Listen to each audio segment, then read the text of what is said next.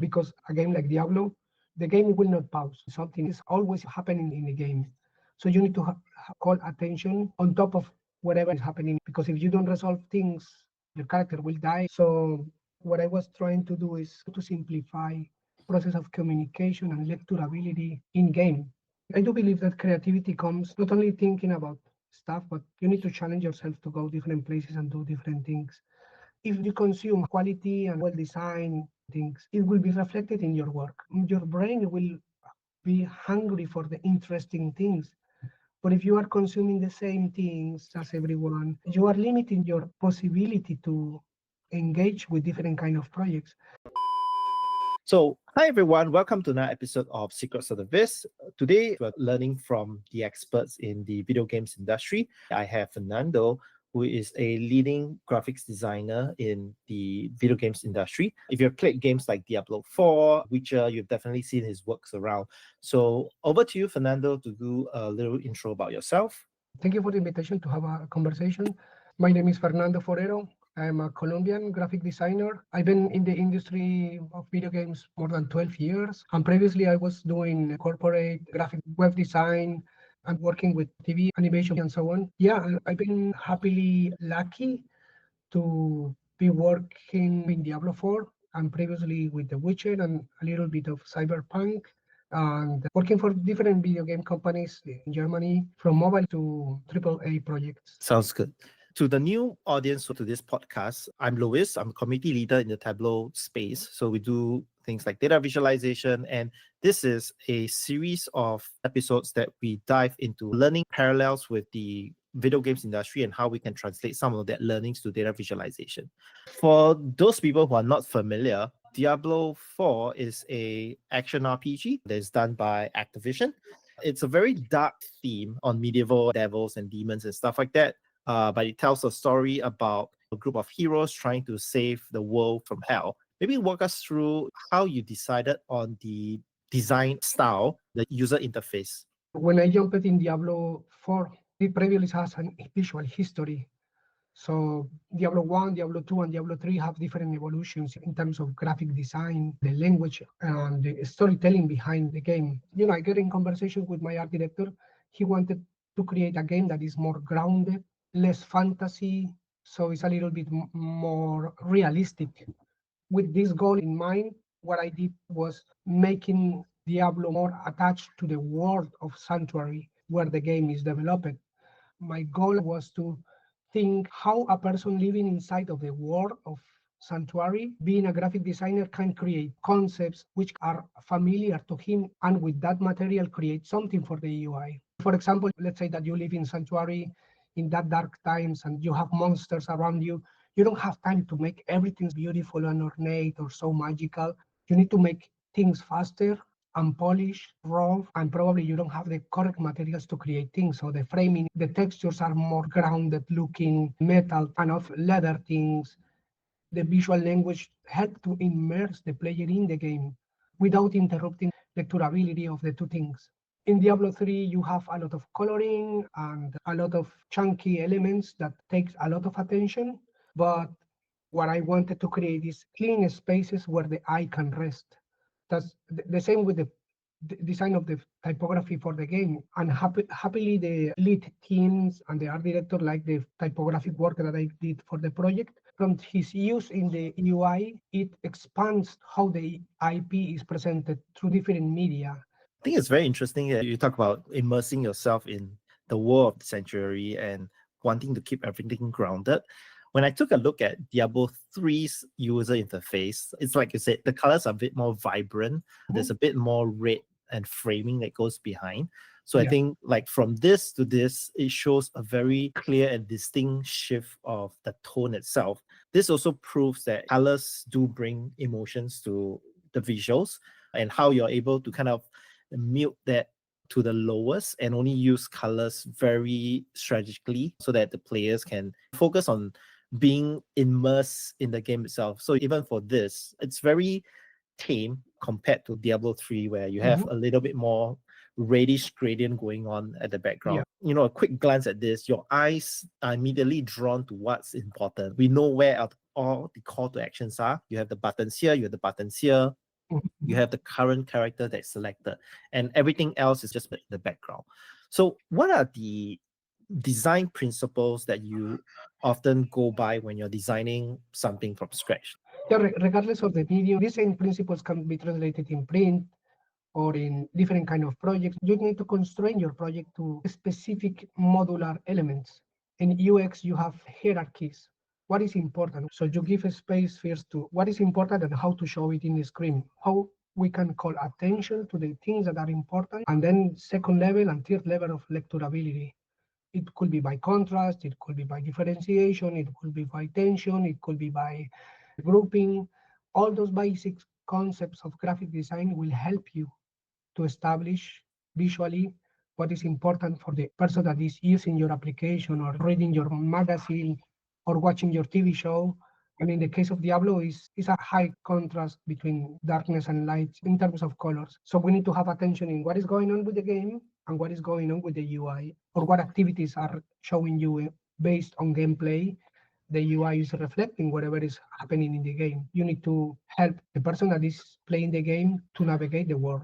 In your experience, when you're building visual hierarchy, what are the most important things? Like if you were to rank them, like color, size, text, the different elements that make things different, what would you think is the most important differentiating factor when you are building visual hierarchy?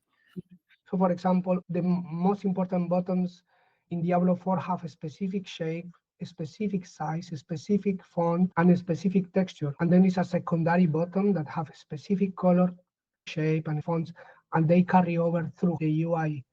As a player, once you start identifying a language that is visually representing the hierarchies, you will use it with your intuition. You don't need to relearn something. The other thing is simplicity.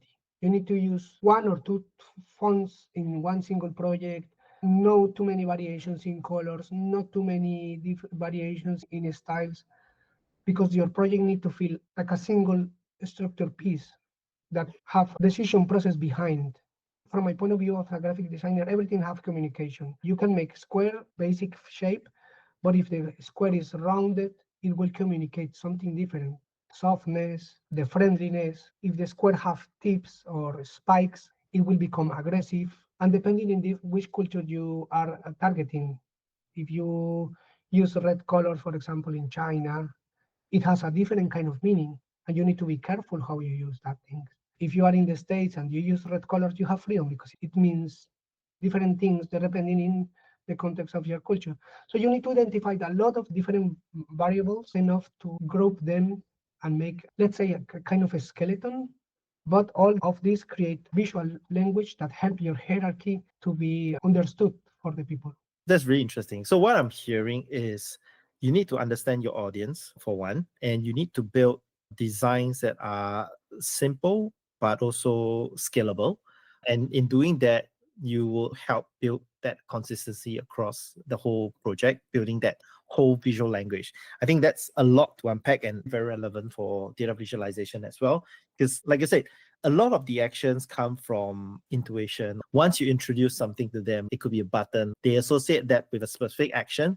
And then as they go further down into the project, they would look out for these different things that point out to them. And I think that is really important when you're building user experience for your players. And I love how you have framed that. So moving on, one of the challenging factors when it comes to building dashboards is having that context for your users. Through your game, you have built context like warning signs, subtitles, text like this. How do you go about identifying what are the things that you want to highlight? The gameplay dictates everything. So the realm of UX will dictate what is important to read and what not. The artists and the designers will come up with these visual solutions for what is important to display, and then we will say how to do it and create a style guide for every case. A game like Diablo, the game will not pause. Something is always happening in the game. So you need to be smart enough to call attention on top of whatever is happening, because if you don't resolve things, your character will die. So what I was trying to do is to simplify process of communication and lecturability in game. So what would you say is the most challenging part in creating the visual language for Diablo 4? I guess that comes with the art style. We taste different things. For example, if I gave the same task to 5 UI artists, all of them will come with different ideas. And the main problem in reality is how to make that the whole project feels unique, that have the artistic abilities of the every artist. So unifying the art style is the most difficult thing. So it's a lot of iteration to just decide one of those possibilities. I think that is very relevant to their visualization because for some teams, they have multiple developers and each of them have different styles and creativity as well. It's a challenge to get every idea into the same project, but also to set a universal visual language so that everyone follows through because that ultimately builds that consistency for your UI. Yeah. So let's move a little bit into iconography because this is something that I'm also quite interested because for dashboards we often have icons on the dashboard to save space, having a home button, a back button, and so on and so forth.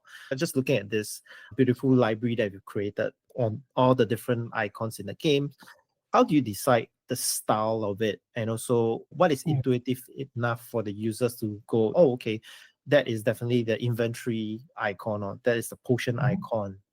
One important thing for me with this iconography of Diablo, it was that it doesn't look pixel perfect. I wanted irregular shapes that looks a little bit handmade because we are talking about a medieval. So you don't have the machines to make everything beautiful and well done. The iconography reflects the characteristics of this world. On the second hand, you need to know which size will be rendered in your iconography. Depending on the size, I will add more or less details to the iconography. My main principle is when you are driving your car, that you see the signs in the street from distance. The same principles of graphic design that I am using for the UI.